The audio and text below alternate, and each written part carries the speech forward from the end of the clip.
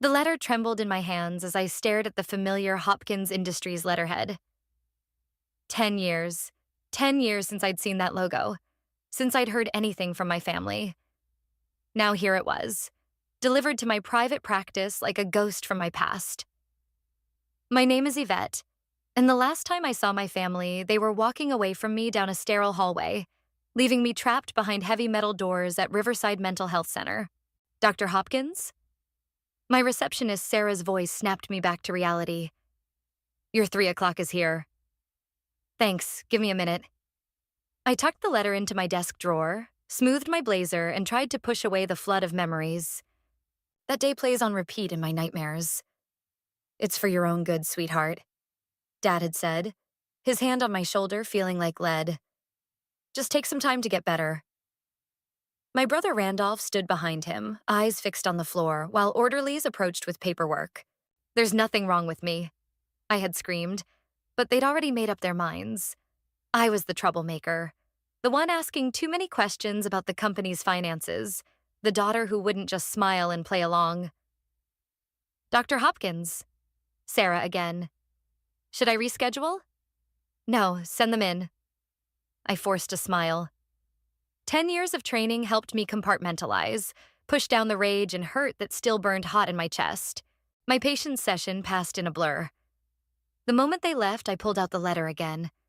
The paper was thick, expensive, just like everything associated with my father's company.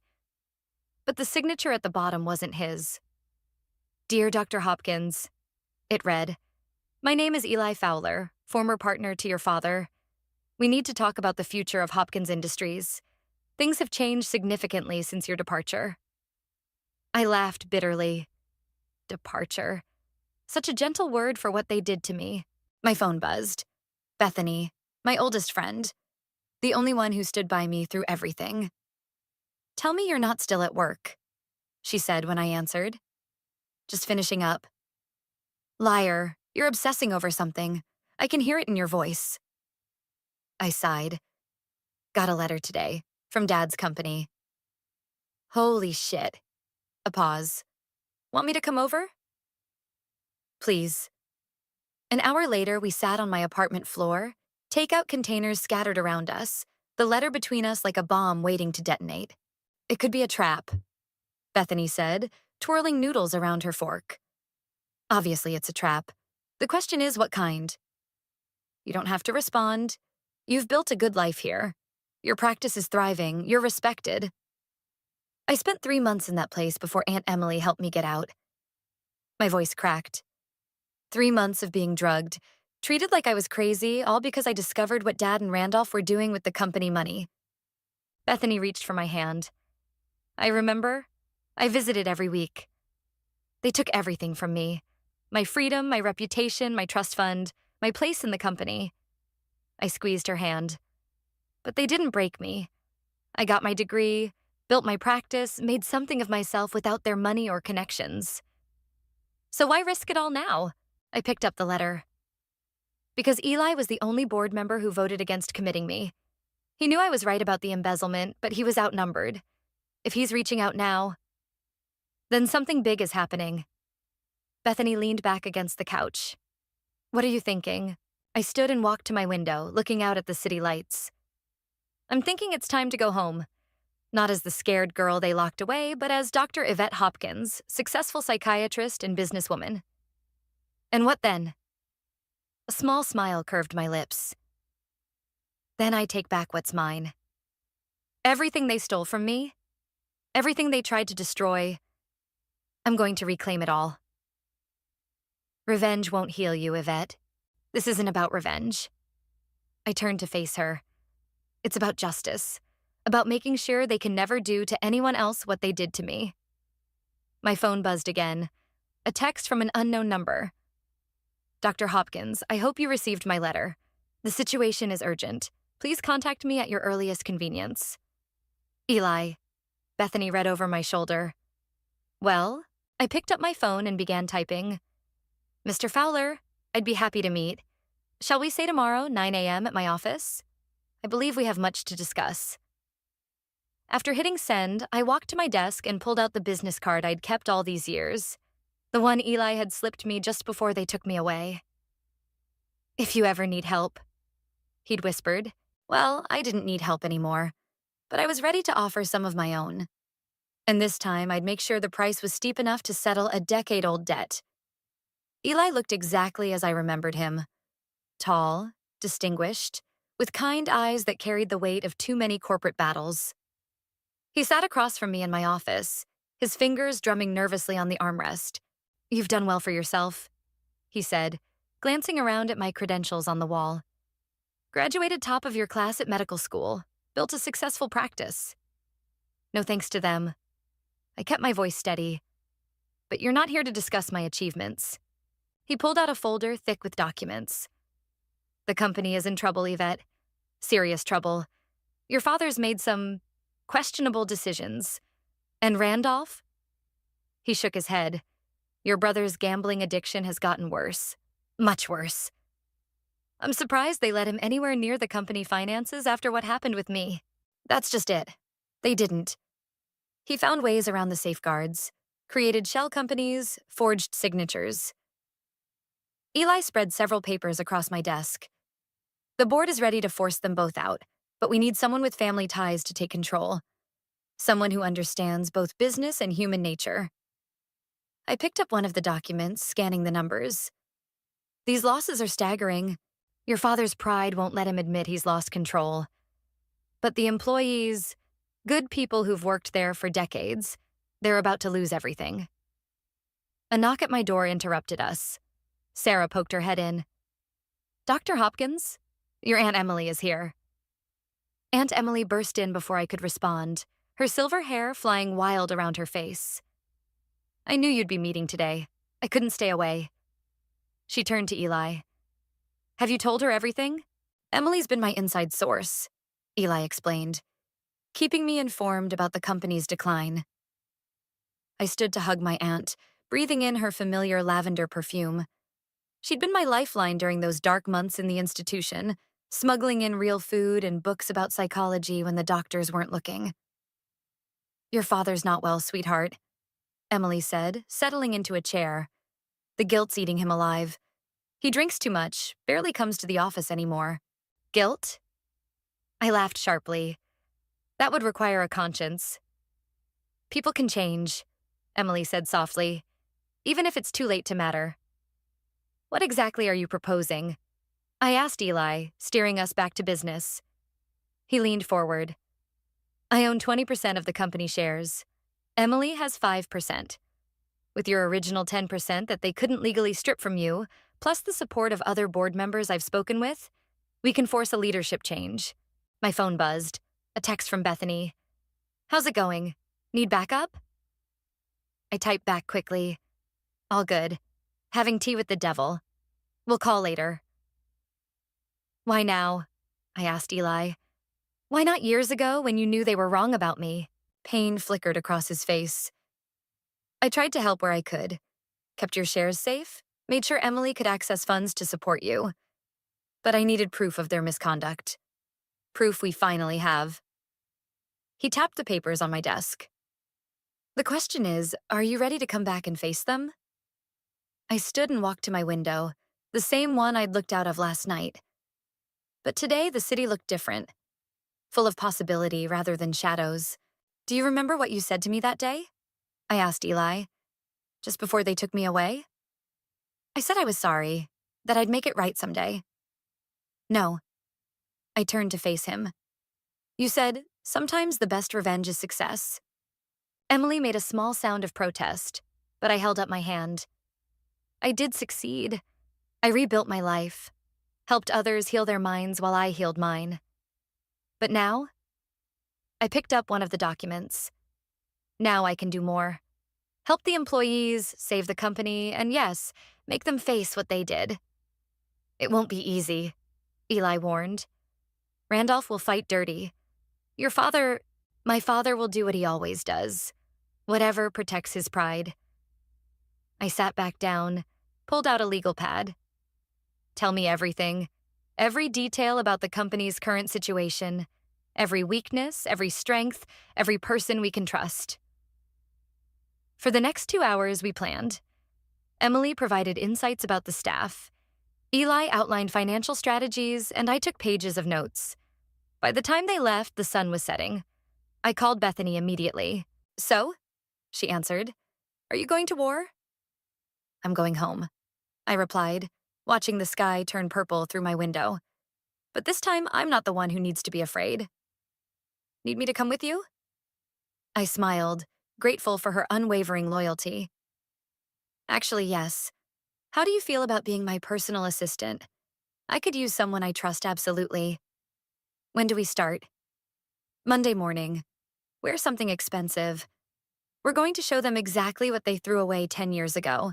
After hanging up, I opened my laptop and began researching the company's recent projects. Tomorrow, I'd start closing my practice, referring my patients to trusted colleagues. In 1 week, I'd walk back into Hopkins Industries. And this time, I'd be the one holding all the cards. The elevator doors opened onto the executive floor of Hopkins Industries, and I stepped out like I owned the place, which technically I now did. Bethany followed close behind, tablet in hand, her heels clicking against the marble floor. Whispers erupted as we passed. A young intern dropped her coffee cup, brown liquid spreading across the pristine floor. I recognized a few faces from before, now aged 10 years, their expressions a mix of shock and uncertainty. "Is that?" "It can't be. I thought she was in—" Eli met us at the conference room door. "Ready?" "Born ready." I straightened my spine and walked in. The boardroom fell silent. 12 pairs of eyes locked onto me, including my father's bloodshot ones and Randolph's narrowed glare. Dad had aged dramatically. His once black hair now completely gray, deep lines etched around his mouth. Randolph looked worse. Expensive suit hanging loose on his frame, dark circles under his eyes. "What is this?" Randolph stood, his chair scraping against the floor. "She can't be here." "Actually," Eli stepped forward, "Dr. Hopkins is here as the new majority shareholder and CEO, effective immediately." He distributed documents to everyone at the table. "The board voted yesterday." Dad's face went pale. "This is impossible. You can't—" "Can't what, Dad? Can't function without supervision? Can't make rational decisions? Funny how things change." I took my place at the head of the table. "Please, everyone, sit. We have a lot to discuss." Randolph remained standing. "This is ridiculous. I'm calling security." "Security reports to me now." I cut him off. "As does everyone else in this building. Sit down, Randolph." He sat, but his hands were shaking as he reached for his water glass. "Now," I opened my laptop. "Let's talk about the Thompson contract." "How do you know about Thompson?" Randolph snapped. "I know everything. The shell companies, the offshore accounts, the gambling debts paid with company funds." I clicked through several spreadsheets. "Did you really think nobody would notice $3 million missing from the pension fund?" A board member gasped. Others started shuffling through the documents Eli had distributed. "These allegations are—" Dad started. "Are fully documented," Eli interrupted, "and have been verified by our external auditors." I stood and walked around the table, stopping behind Randolph's chair. "You have 2 options. 1, resign quietly, both of you, with basic severance packages and no criminal charges filed. 2, fight me, and I release everything to the SEC. "You wouldn't dare," Dad growled. "You'd destroy the company's reputation." "The company's reputation?" I laughed. "You mean like you destroyed mine?" "Tell me, Dad, how much did you pay Dr. Marcus to diagnose me with paranoid delusions?" The color drained from his face. "That's right. I found those records too." I returned to my seat. "You have 24 hours to decide. Until then, you're both suspended from all company activities." "You can't do this to me." Randolph slammed his fist on the table. "I'm your brother." "My brother?" I leaned forward. "My brother watched them drag me away. My brother knew I was right about the embezzlement because he was the one doing it. My brother—" I paused, pulling out one final document. "Signed the commitment papers himself." The room went deadly quiet. Dad turned to stare at Randolph, who had gone completely white. You told me the doctors required my signature, Dad whispered. You said it was the only way to help her. Dad, Randolph stumbled to his feet. She was going to ruin everything. She knew too much. I had to. Get out. Dad's voice was ice cold. Both of you, just get out. I stood, gathering my things. 24 hours, choose wisely. In the hallway, Bethany touched my arm. Are you okay? I will be. I watched through the glass as the board members filed out, leaving my father alone, his head in his hands. Have security clear out their offices, change the passwords on their accounts, and call IT. I want every file they've accessed in the last 5 years. Already done, she smiled. Your new office is ready too. We walked down the corridor to the corner office, my father's old domain. The nameplate already read Dr. Yvette Hopkins, CEO. Inside, the decor had been completely changed. Gone were the dark woods and leather, replaced with clean lines and bright spaces. One more thing. Bethany handed me a file. We found this in Randolph's personal safe. You might want to look at page 3. I opened it and froze. There, in black and white, was proof that my commitment wasn't just about silencing me. There had been an insurance policy, a big one, that would have paid out to Randolph if I had died in that institution. My hands started shaking. He didn't just want me gone. He wanted me dead. What are you going to do? I walked to the window, looking out over the city I'd left in handcuffs 10 years ago. Call our friends at the FBI. It's time they knew exactly what kind of business my brother's been running. The sun glinted off nearby buildings, and for the first time in a decade, I felt truly powerful. The game wasn't over. It was just beginning. The knock on my office door came just after midnight. I'd been reviewing years of financial records, each new discovery making my blood boil. Bethany had gone home hours ago, but I couldn't stop digging. Come in, I called, expecting security. Instead, Randolph stumbled in, clearly drunk. Happy now, sis? He swayed slightly. Daddy's crying in his study, drinking himself stupid. Just like old times. I reached for my phone, but he held up his hands. No need to call security. Just came to chat with my baby sister. You're not supposed to be in the building. Funny thing about that. He dropped into a chair. Turns out I still had Dad's old keycard. He never changes anything. Passwords, cards, habits. Not like you. You changed everything. I grew up, got stronger. Meanwhile, I gestured at his disheveled appearance. How much do you owe now, Randolph? The casino records show at least $2 million. He laughed bitterly. Been doing your homework, huh? Always the perfect student, perfect daughter, perfect everything.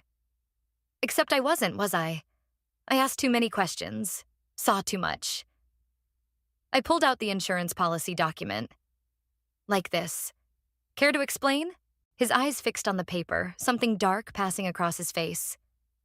You weren't supposed to find that. Like I wasn't supposed to survive the institution? 3 accidental overdoses in 3 months. Funny how they all happened during your visits. He stood suddenly, pacing. You don't understand. I had debts. Dangerous people. If you just died quietly, you'd have gotten $5 million. I stood too, anger burning in my chest. And a convenient way to hide your embezzlement. I protected this company. He whirled on me. While you were playing doctor, I kept us afloat. By stealing from employees' pensions? By laundering money for drug cartels? I held up another file. I found your Mexican connections, too. The color drained from his face. You're bluffing. Try me. I opened my laptop, turned it to show him surveillance photos. The FBI is very interested in your monthly trips to Cancun. He moved faster than I expected, lunging across the desk. But I was ready. The self-defense classes I'd taken after the institution paid off. I sidestepped, and he crashed into my chair. Security! I called out, backing toward the door. You bitch. He scrambled up. You think you can just walk back in here and take everything? No, Randolph. I'm taking back what's mine, and I'm making sure you pay for what you did. Two security guards burst in, grabbing him as he tried to lunge again. "Get him out of here," I ordered. "And call the police. He's violated the restraining order." As they dragged him away, he shouted, "You think you know everything? You don't know half of it. Ask Dad about Mom's accident. Ask him what really happened." I froze. Mom's car accident had happened when I was 16, a tragic crash on a rainy night. Or so we'd been told. My phone buzzed. "Aunt Emily. Are you okay?" Security called me. "I'm fine. But Emily, did you ever question Mom's accident?" A long pause. "Come over, now. There's something you need to see." 30 minutes later, I sat in Emily's kitchen while she dug through an old filing cabinet. "Your mother gave me these," she said, pulling out a manila envelope. 2 days before she died. Said if anything happened to her, I should keep them safe. Inside were photographs and documents, proof of Dad's earliest financial crimes. Mom had been the company's accountant before the accident. She was going to expose him. Emily said softly. She had a meeting scheduled with the SEC. But she never made it. My hands shook as I read through the papers. The brake lines in her car were cut. Emily wiped a tear. The police ruled it an accident, but she knew. She told me if anything happened to her, I should protect you. That's why I helped you escape the institution. Why I kept track of your shares. Did Randolph know? He was your father's golden boy by then, already learning the family business, all of it. I gathered the documents carefully. I need copies of everything. And Emily, thank you for all of it. She hugged me tight. Your mother would be so proud of you. Not for the revenge, for surviving, for building yourself back up. As I drove home, my mind raced. The company's corruption went deeper than I'd imagined, rooted in decades of deception and violence. My phone buzzed with a text from Bethany. FBI wants to meet tomorrow, 9 a.m. I pulled over, watching the city lights blur through tears of rage and grief. Mom had tried to stop them and paid with her life. I'd tried and lost 10 years of mine. But tomorrow I would finish what she started. I texted back, I'll be there. And Bethany, bring everything we have on Dad. Every last file. It was time to rip out the rot at its source. The FBI agents sat across from me in the conference room, their expressions carefully neutral as they reviewed the evidence. Agent Lisa Martinez took notes while her partner, Agent Tom Bradley, spread documents across the table. This goes beyond corporate fraud, Martinez said, tapping the insurance policy. We're looking at attempted murder, conspiracy, money laundering. A knock interrupted us. Bethany poked her head in. Sorry, but you need to see this. Your father's here. I excused myself and found Dad waiting in the lobby, looking smaller than I'd ever seen him. His expensive suit hung loose, his eyes red-rimmed. Can we talk? He asked quietly. Alone? I led him to my office, leaving the door open. Make it quick. I'm in a meeting. With the FBI. He sank into a chair. Randolph told me before they arrested him this morning. Did he tell you why? He said... Dad's voice cracked. He said you know about your mother. That you had her killed? Yeah, I know. He flinched like I'd slapped him. I never meant... Save it. I sat behind my desk, maintaining distance. You knew what would happen if she went to the SEC. You chose money over her life. Over my life. You don't understand. The company was everything. Your grandfather built it from nothing. And you turned it into a criminal enterprise.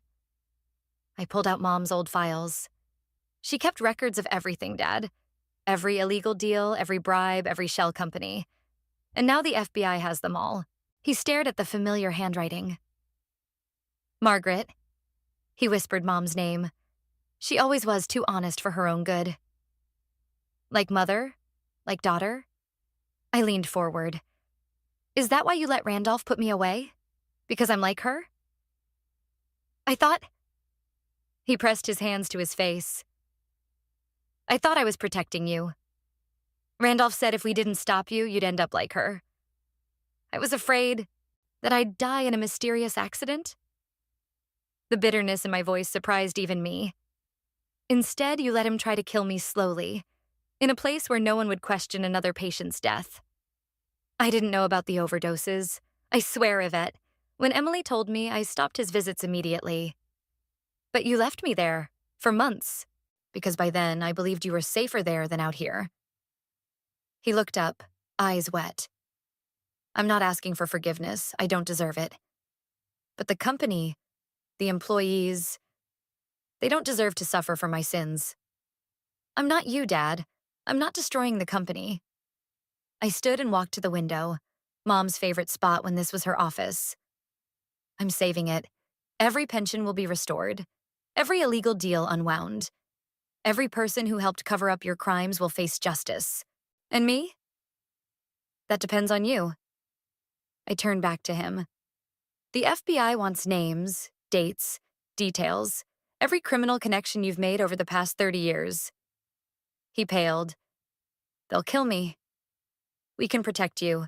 Witness protection, new identity, the works. But only if you tell them everything. And Randolph? Made his own choices, just like you did. A knock at the door. Agent Martinez. Dr. Hopkins, we need to resume. Dad stood shakily. What would Margaret think of all this? Mom would have wanted the truth to come out. She died trying to make that happen. I walked to the door. The agents will want to speak with you next. I suggest you think carefully about what you want your legacy to be. My legacy? He laughed sadly. My legacy is standing right in front of me. Strong, principled, everything I should have been. He reached for my hand but stopped short. I know it means nothing now, but I am sorry, Yvette. For everything. You're right, I said, pulling away. It means nothing. Actions matter, Dad. Not words. Not anymore. I left him there and returned to the conference room where Bethany waited with fresh coffee and a stack of new files. Your father looked rough, she said softly. He just realized he's lost everything. I picked up my coffee. The company, his freedom, his children, all because he couldn't be honest. Like mother, unlike father. Bethany smiled. The shareholders' meeting is tomorrow, I reminded her. Have you prepared the presentation? Full disclosure of all criminal activities, detailed plan for corporate restructuring, and complete compensation for affected employees. She handed me a tablet. Plus, I added a section about the new ethical oversight committee you're establishing. I scrolled through the slides, noting how she'd managed to make corporate reform sound almost exciting. Perfect. Tomorrow we show everyone exactly what kind of company this will be going forward. And your father? I glanced toward my office, where Dad sat with his head bowed. He'll do the right thing. Finally. Because it's his only choice. The late afternoon sun streamed through the windows, and for a moment I could almost see Mom standing there, smiling her approval. Tomorrow would bring changes, challenges, and probably more revelations. But for now, justice was finally in motion. The shareholders' meeting room buzzed with tension. Every seat was filled, with people standing along the walls. Reporters clustered near the entrance, their cameras ready. Bethany stood at the podium, checking the microphone one last time. 5 minutes, she whispered as I approached. You sure about this? I adjusted my mother's old necklace, a simple pearl pendant Emily had saved for me. Absolutely. Eli appeared at my elbow. Your father's here, back row. I spotted him sitting alone, looking like he'd aged another decade overnight. The FBI interview had lasted 8 hours. He'd told them everything. Ladies and gentlemen, Bethany called out, please welcome Dr. Yvette Hopkins, CEO of Hopkins Industries. The room fell silent as I took the podium. Hundreds of eyes watched me. Employees, investors, board members, press, all waiting to hear how bad it really was. 10 years ago, I stood in this room and accused this company's leadership of criminal behavior. My voice carried clear and strong. I was declared mentally unstable and institutionalized for my troubles. Today, I'm going to tell you exactly what they tried to hide. I clicked to the first slide. A photo of my mother. This is Margaret Hopkins, former chief accountant. She died in a staged car accident 25 years ago after discovering widespread fraud and embezzlement. Gasps rippled through the crowd.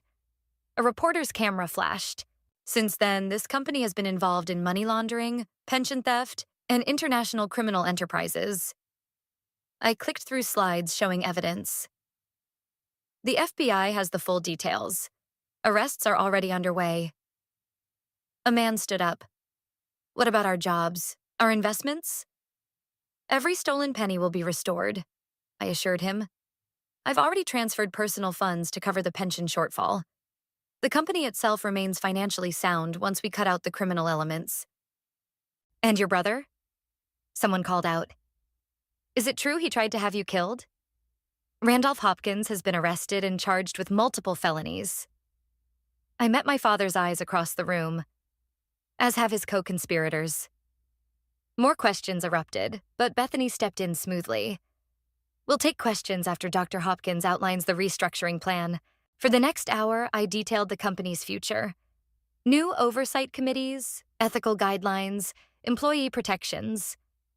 The mood shifted from fear to cautious hope as people realized their livelihoods weren't destroyed.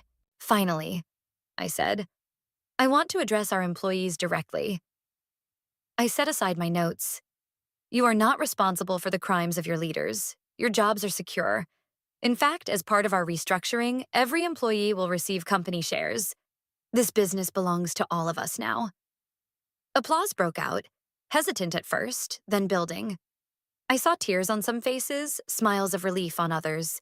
During the question period, a young intern raised her hand. Why did you come back? After everything they did to you? The room hushed, waiting for my answer. I touched my mother's necklace. Because running away from corruption doesn't stop it. Because every person in this room deserves better than what they've had. And because... I paused, looking directly at my father. Sometimes the only way to honor the dead is to finish what they started. Dad stood abruptly and walked out. Several reporters followed him, but he was already gone. After the meeting, Eli found me in my office. That was quite a show. Not a show. A promise. I handed him a stack of papers. Speaking of which, here's your copy of the new board structure. You're still VP of Operations, but with some added oversight responsibilities. And your father? Turned state's evidence this morning. He'll be in witness protection by tonight. I sat heavily in my chair. He gave them everything. Names, dates, offshore account numbers. 25 years of criminal connections. He finally chose right. Too late to matter. My phone buzzed. Bethany texting from the lobby. Reporter from Wall Street Journal wants 5 minutes. Says it's about your mother. Send her up, I replied. Eli moved to leave, but I stopped him. Stay. You were here back then. You knew Mom. The reporter, a sharp-eyed woman named Rachel, got straight to the point. I covered your mother's accident. Never believed it was random. She pulled out an old article. I kept digging over the years, but could never prove anything. Until now. She laid out photos, notes, interviews, 2 decades of investigation. Your mother contacted me, you know. 2 days before she died. Said she had proof of massive financial crimes. We were supposed to meet, but she never made it. I picked up one of the photos. Mom at a company party, laughing with Emily. Would you like to write her real story? Set the record straight? Rachel's eyes lit up. That's why I'm here. Come back tomorrow. Bring your team. I'll give you everything. Her records, her discoveries, what it cost her to stand up for the truth. I smiled sadly. The world should know who Margaret Hopkins really was. After Rachel left, Eli squeezed my shoulder. Your mother would be proud. I know. I looked out at the city, the same view Mom had all those years ago. The truth always comes out, Eli. Sometimes it just needs a little help. My phone buzzed again. Agent Martinez. Your father's in custody, ready to record his official statement. Want to be there? I texted back one word. No. Some chapters needed to close without me watching. The courthouse hallway felt suffocating as I waited to testify. Bethany sat beside me, reviewing notes, while Emily paced nervously. "You don't have to be here for this part," Bethany said softly. "The prosecution has enough evidence without your testimony. I need to look him in the eye." I smoothed my skirt. One last time. The heavy doors opened and a bailiff called my name. Inside, the courtroom was packed. Reporters filled the back rows while the jury sat stone-faced in their box. And there, in an orange jumpsuit, sat Randolph.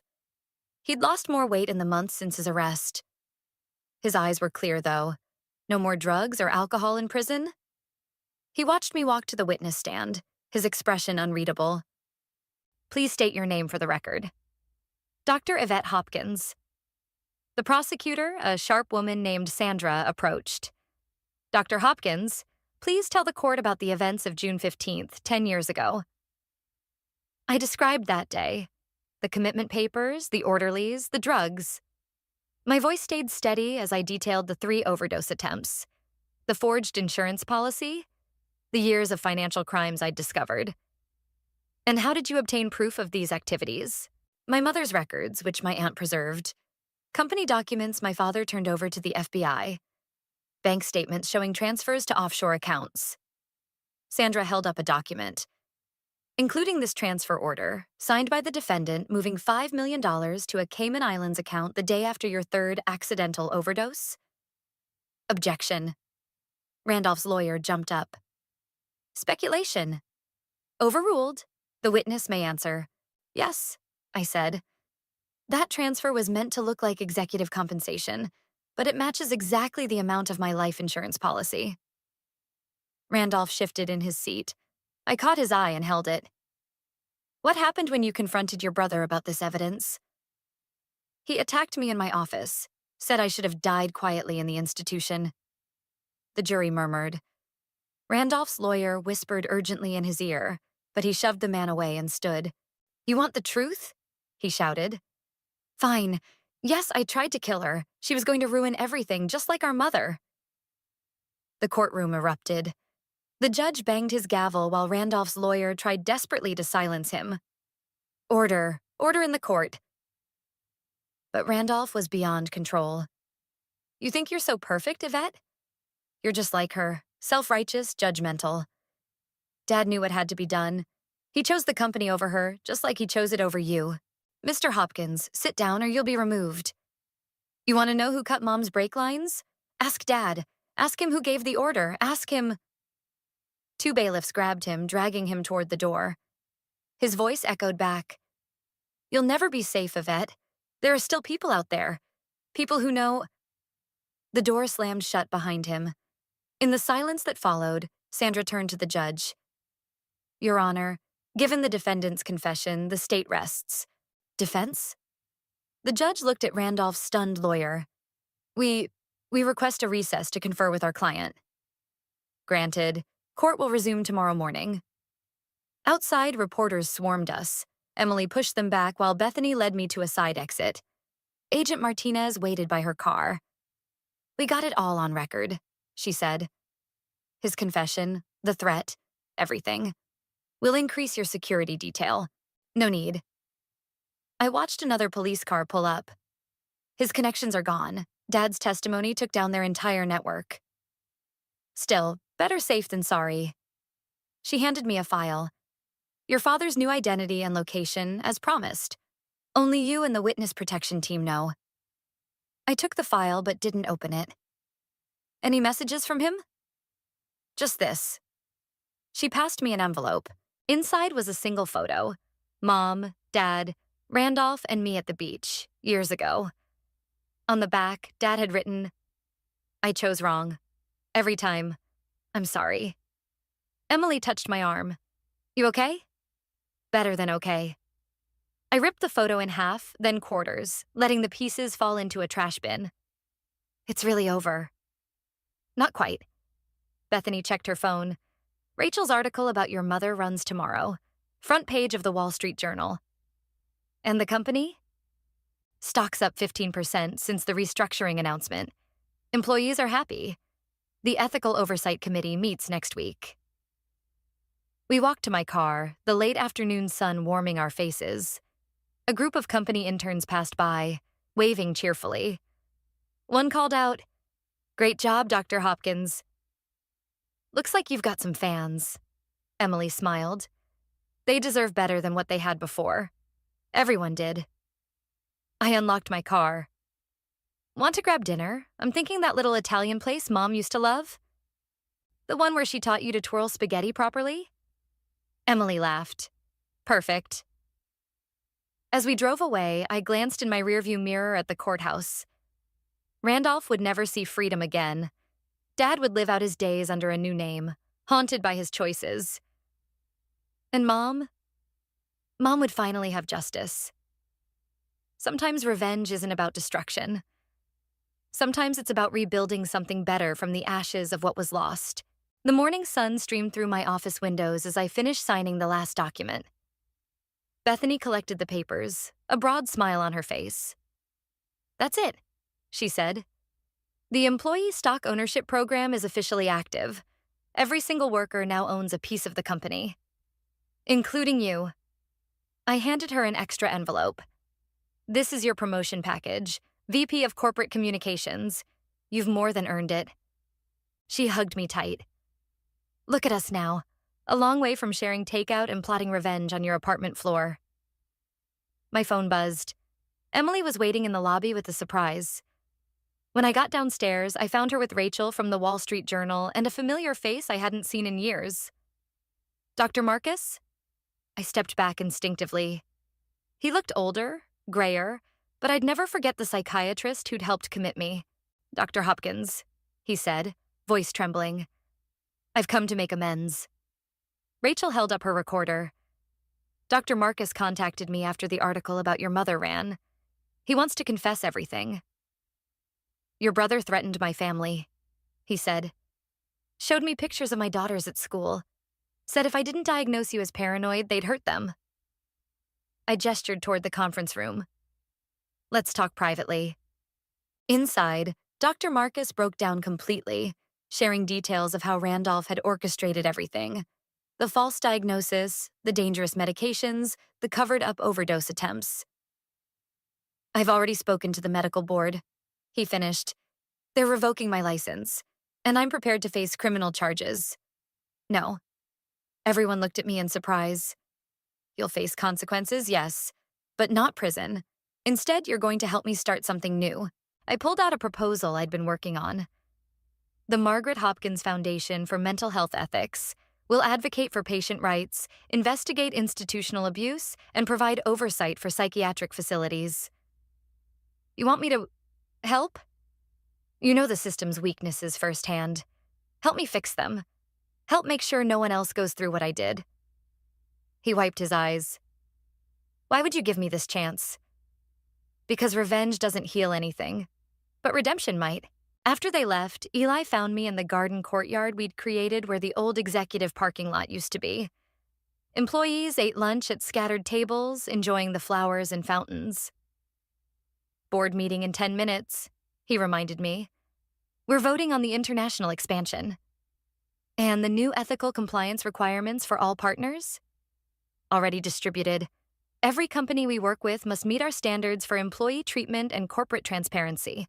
A young intern approached nervously. "Dr. Hopkins, we finished the audit you requested of all psychiatric facilities the company's insurance covers. There are problems with several of them." "Send me the report. We'll start inspections next week." I turned back to Eli. "Ready to make some more waves?" "Always." In the boardroom, familiar faces greeted me warmly. These weren't the same people who'd watched my father destroy lives. This was my team, chosen for their integrity as much as their skills. "Before we begin," I said, "I want to share something." I opened Mom's old leather portfolio, the one Emily had kept safe all these years. This was my mother's mission statement for the company, written the week before she died. I read it aloud. "A business is not measured by its profits alone, but by the lives it touches, the ethics it upholds, and the legacy it leaves for future generations." She was right. Eli said softly. "Yes, she was." and now we're making it real. I looked around the table. Every decision we make, every policy we implement, every life we affect, it all matters. We're not just running a company. We're changing how business itself works. After the meeting, I walked through the office, stopping to chat with employees. They weren't afraid anymore. They were proud, engaged, invested in our shared success. My phone buzzed with a text from Agent Martinez. Thought you'd want to know. Your brother tried to arrange a hit on you from prison. We intercepted it. He's being transferred to maximum security today. I replied, "Thank you, but I'm not worried anymore." In my office, I found Bethany arranging fresh flowers. Lilies, Mom's favorite. "Ready for your speech?" she asked. "The Mental Health Advocacy Conference starts in an hour." I touched Mom's necklace, then looked out at the city. Somewhere out there, Dad was living under a new name, haunted by his choices. Randolph was facing life in prison. The corrupt empire they'd built was gone. But something better had risen in its place. Something Mom would have been proud of. "You know what?" I smiled at Bethany. "I'm ready for anything." The sun caught the pearl pendant, making it glow like a tiny star. Mom had always said the truth was like that. A light in the darkness, showing the way forward.